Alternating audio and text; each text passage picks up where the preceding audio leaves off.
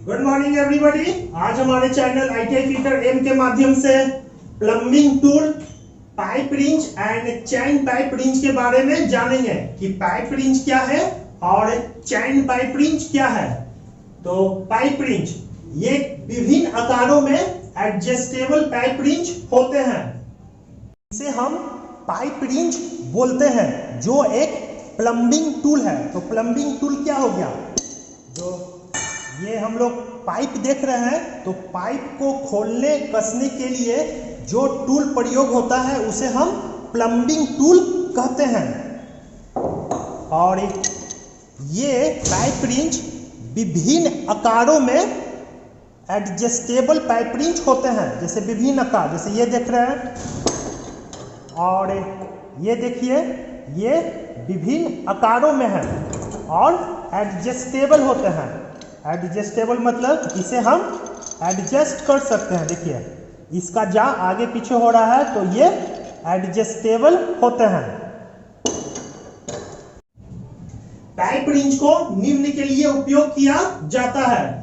पहला, पाइप को होल्डिंग तथा ग्रिपिंग के लिए। पाइप रिंच का प्रयोग, जो यह पाइप देख रहे हैं, तो पाइप को होल्डिंग मतलब पकड़ने के लिए तथा ग्रिपिंग के लिए किया जाता है।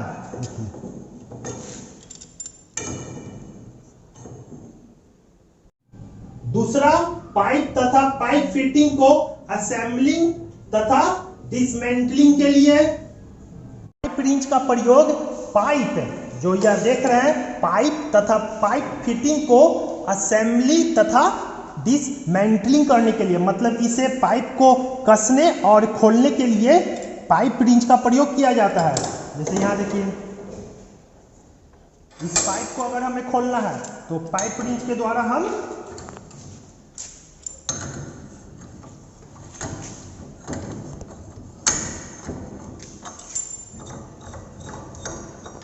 पाइप रिंच के द्वारा पाइप को हम खोल चुके हैं, और अगर हमें इसे कसना है तो इसके लिए भी पाइप रिंच का प्रयोग किया जाता है।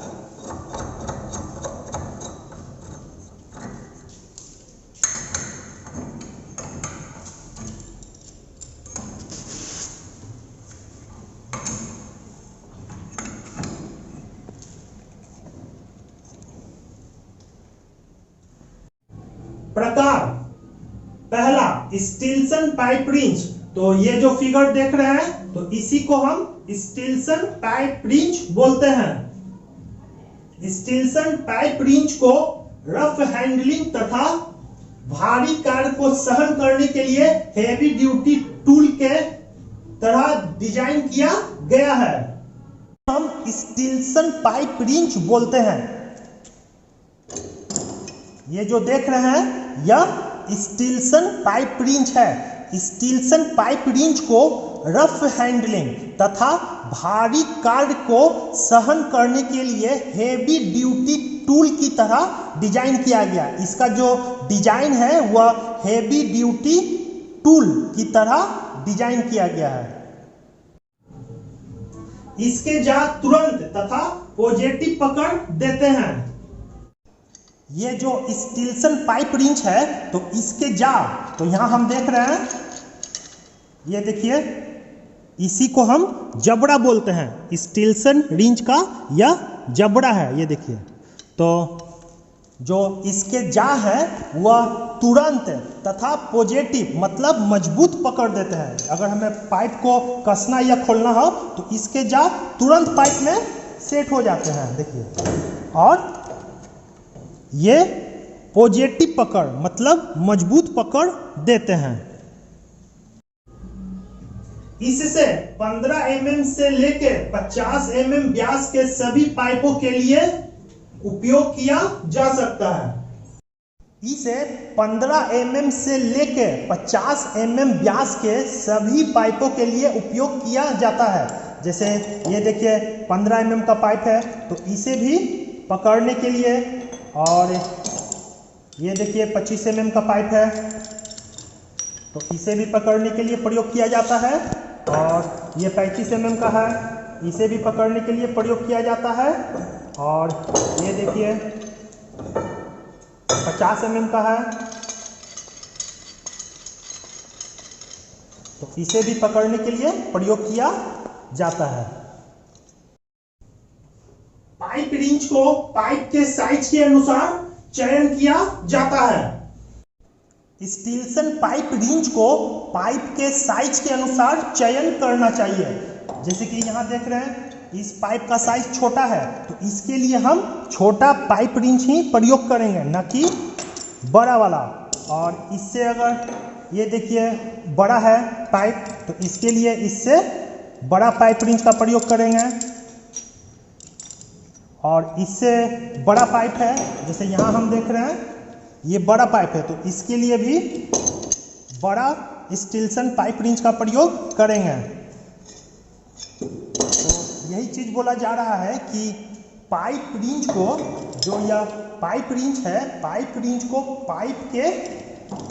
पाइप के साइज के अनुसार चयन करना चाहिए। ये जो स्टील्सन पाइप रिंच है, तो इसके सारे पार्ट्स को खोल के दिखाएंगे।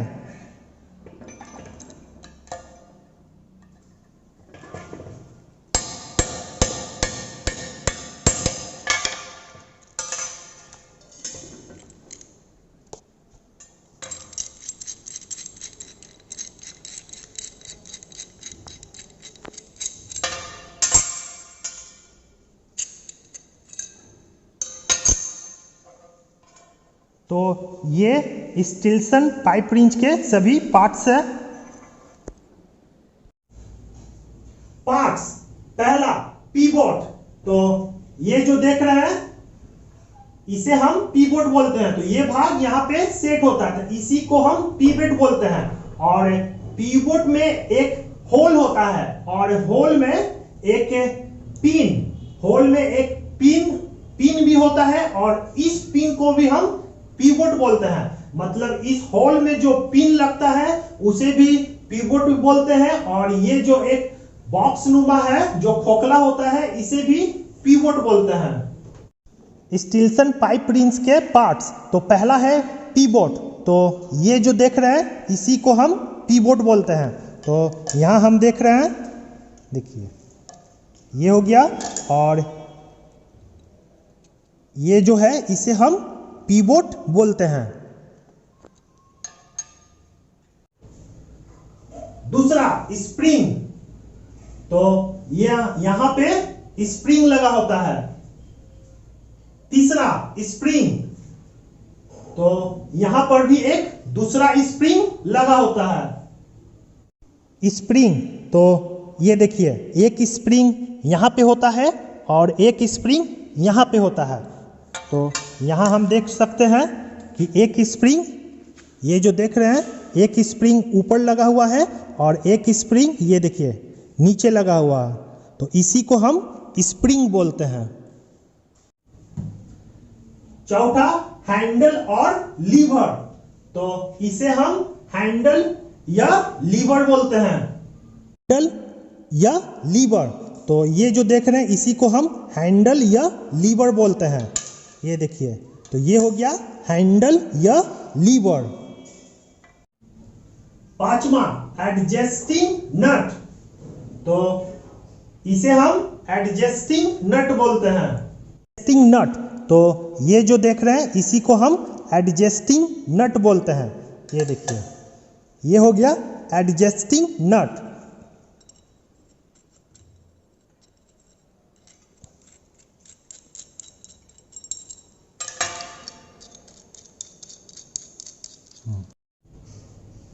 छठा मूवेबल जा। तो इस जबड़ा को मूवेबल जा बोलते हैं। मूवेबल जा, ये जो देख रहे हैं ये जो जबड़ा है या इसी को मूवेबल जा बोलते हैं। देखिए ये क्या हो रहा है, आगे पीछे हो रहा है, मूव कर रहा है। तो ये देखिए ये हो गया मूवेबल जा। अब इस सारे पार्ट्स को कसकर दिखा रहे हैं।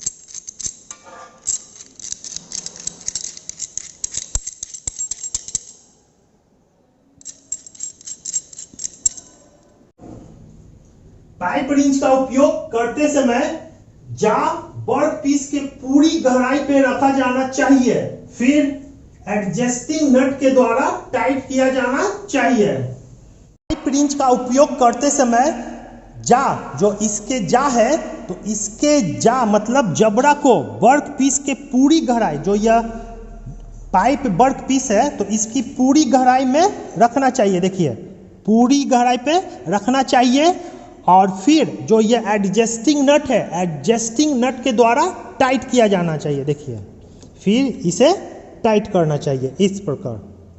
और ये हो गया एक बड़ा पाइप है, तो इसमें भी पूरी गहराई पे पाइप सेट हो गया और फिर इसे एडजस्टिंग स्क्रू को कसना चाहिए और फिर उपयोग करना चाहिए। देखभाल तथा रखरखाव। पाइप रिंच की पकड़ की योग्यता दांतों की स्थिति से सीधे संबंधित होता है। पाइप रिंच की पकड़ने की योग्यता दांतों की स्थिति से सीधे संबंधित होती है। तो पाइप रिंच में ये जो देख रहे हैं जबड़ा में दांता कटा हुआ है, यहाँ देखिए जबड़ा में क्या है, दांता कटा हुआ है। ये देखिए जबड़ा में दांता कटा हुआ है। तो पाइप रिंच की पकड़ने की योग्यता दांतों की स्थिति से सीधे संबंधित होती है। अगर हम पाइप को पाइप रिंच से पकड़ते हैं तो इसका दांता क्या होता है, इसका दांता सही होना चाहिए। अगर इसका दांता सही नहीं होगा तो पाइप क्या होगा, स्लिप करेगा, नहीं मजबूती से नहीं पकड़ पाएगा। तो यही चीज बोला जा रहा है कि पाइप रिंच की पकड़ने की योग्यता दांतों की स्थिति से सीधे संबंधित होता है। दांतों को साफ करके या उन्हें ट्रायंगुलर फाइल से तेज करके कुछ रिंच को लाभदायक स्थिति में लाया जा सकता है। पाइप रिंच के दांतों को, ये जो दांता देख रहे हैं, अगर इसका दांता खराब हो जाता है तो दांतों को साफ करके या उन्हें ट्रायंगुलर फाइल से तेज करके, तो ट्रायंगुलर फाइल ये हो गया, ये देखिए इसे हम ट्रायंगुलर फाइल बोलते हैं। तो ट्रायंगुलर फाइल से तेज करके कुछ पाइप रिंचों को लाभदायक स्थिति में लाया जा सकता है, माने काम करने योग्य बनाया जा सकता है। जैसे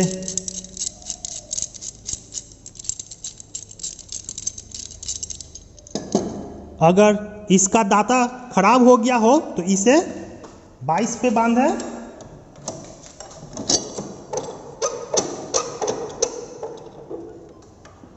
और ये जो दांता खराब हो चुका है तो इसे ट्रायंगुलर फाइल, तो ये देखिए ये ट्रायंगुलर फाइल है और ट्रायंगुलर फाइल से इसे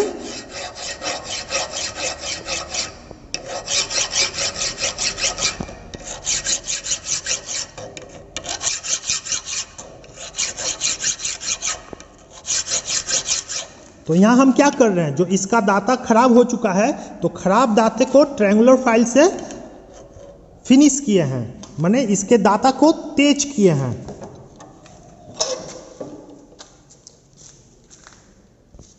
तो यही चीज बोला जा रहा है कि दांतों को साफ करके या उन्हें ट्रायंगुलर फाइल से तेज करके खराब दांतों को पकड़ने लायक लाभदायक स्थिति में लाया जा सकता है।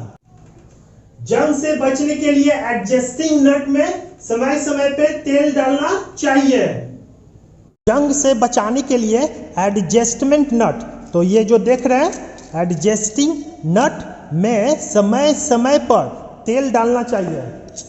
जैसे इसमें जंग नहीं लगे तो इस पर समय समय पर क्या करना चाहिए, तेल डालना चाहिए।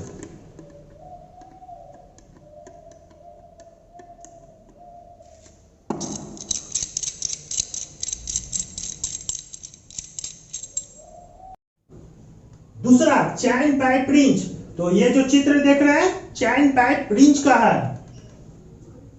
चैन पाइप रिंच का उपयोग 50 mm से लेकर 150 mm तक के व्यास के पाइप को पकड़ने के लिए उपयोग किया जाता है। इसी को चैन पाइप रिंच बोलते हैं। तो ये जो देख रहे हैं इसी को हम चैन पाइप रिंच बोलते हैं। और चैन पाइप रिंच का प्रयोग 50 mm से लेके 150 mm तक के व्यास के पाइप को पकड़ने के लिए किया जाता है। तो यहाँ हम देख रहे हैं 55 mm व्यास का एक पाइप है और इसे पकड़ने के लिए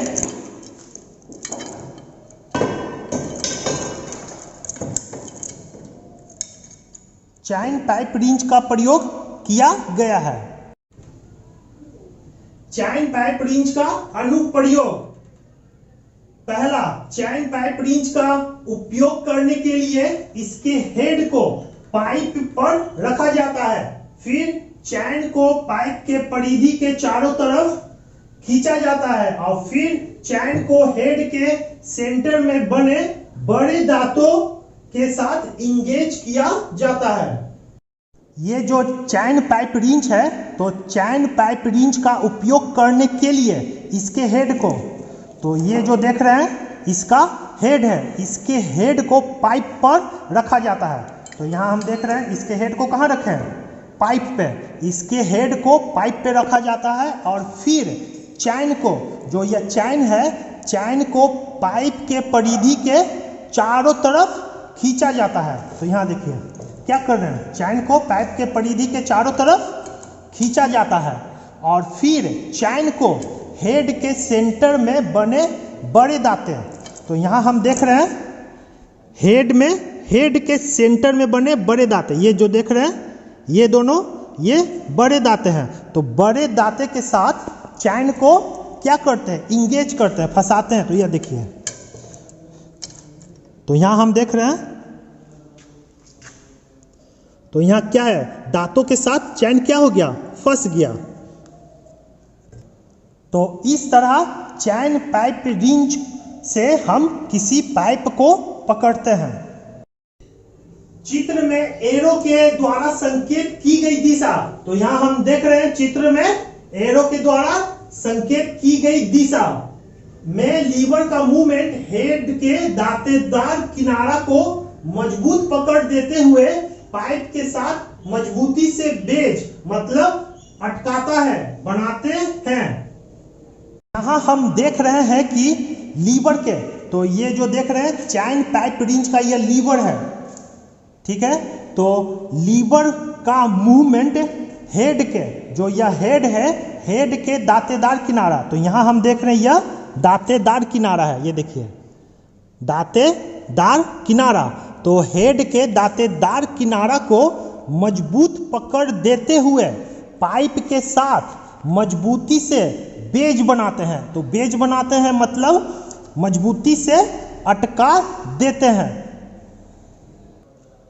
जिससे जो यह पाइप है, जिसके कारण पाइप चैन पाइप रिंच के द्वारा मजबूती से पकड़ाता है।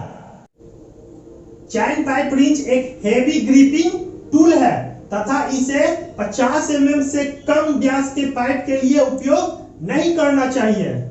चैन पाइप रिंच, ये जो चैन पाइप रिंच है, तो चैन पाइप रिंच एक हेवी ग्रिपिंग टूल है, मतलब मजबूती से पकड़ने वाला टूल है और इसे 50 mm से कम व्यास के पाइप के लिए उपयोग नहीं करना चाहिए। मतलब यहाँ हम देख रहे हैं कि यह 55 mm व्यास का पाइप है, तो इसको पकड़ने के लिए हम